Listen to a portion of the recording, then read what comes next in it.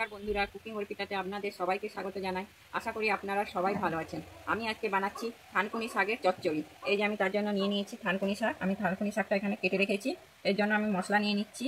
সাদা সর্ষে 2 চামচ নিয়ে নিয়েছি, 5টা কাঁচা লঙ্কা। আমি সর্ষেতে একটু সামান্য নুন আর একটু হলুদ দিয়ে দিচ্ছি, দিয়ে এটাকে বেটে নিচ্ছি যাতে সর্ষেটা না তেতো হয়ে যায়। সর্ষে আর কাঁচা লঙ্কাটা বেটে নিচ্ছি।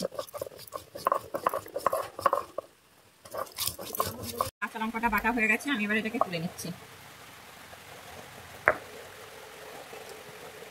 তেল গরম হয়ে গেছে, আমি এবারে দিয়ে দিচ্ছি শুকনো লঙ্কা আর 5 ফোড়ন। শুকনো লঙ্কা 5 ফোড়নটা আমার হয়ে গেছে, আমি এবারে দিয়ে দিচ্ছি আলু বেগুন। আমি ভালোভাবে নেড়ে নেবো। আমি এটাকে এবারে ঢাকনা দিয়ে দিচ্ছি। আলু বেগুনটাকে নেড়ে দিচ্ছি। এরপরে আমি দিয়ে দিচ্ছি থানকুনি পাতা।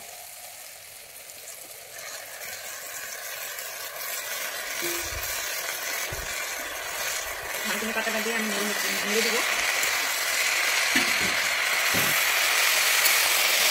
এরপরে আমি এখানে পরিমাণ মতো লবণ দিয়ে দিচ্ছি, আপনারা আপনাদের পরিমাণ অনুযায়ী দেবেন। লবণ দিয়ে আমি ভালোভাবে নেড়ে নিচ্ছি।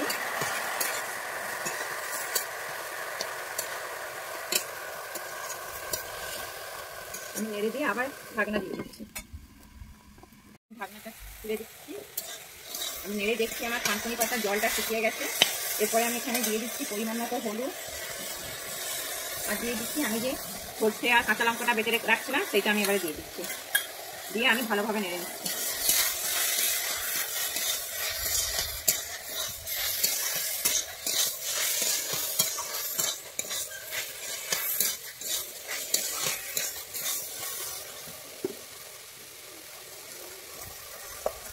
আমি এবারে পরিমাণ মতো জল দিয়ে দিচ্ছি।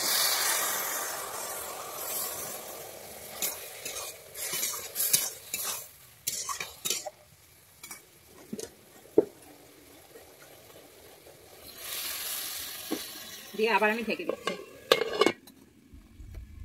ঢাকনাটা আমি খুলে নিচ্ছি। আমার থানকুনি শাকে যে জলটা দিয়েছিলাম ওই জলটা আমার শুকিয়ে গেছে। আলুটাও আমার সেদ্ধ হয়ে গেছে। আর আলুটাকে আমি খুন্তির সাহায্যে ঘেঁটে নেবো।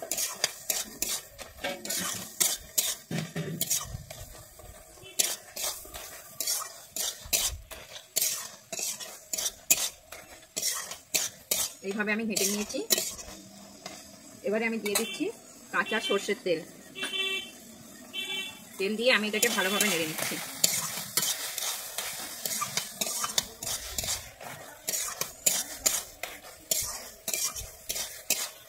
আমার রেডি হয়ে গেছে থানকুনি শাকের তরকারি। আমি এবার এটাকে নামিয়ে নিচ্ছি।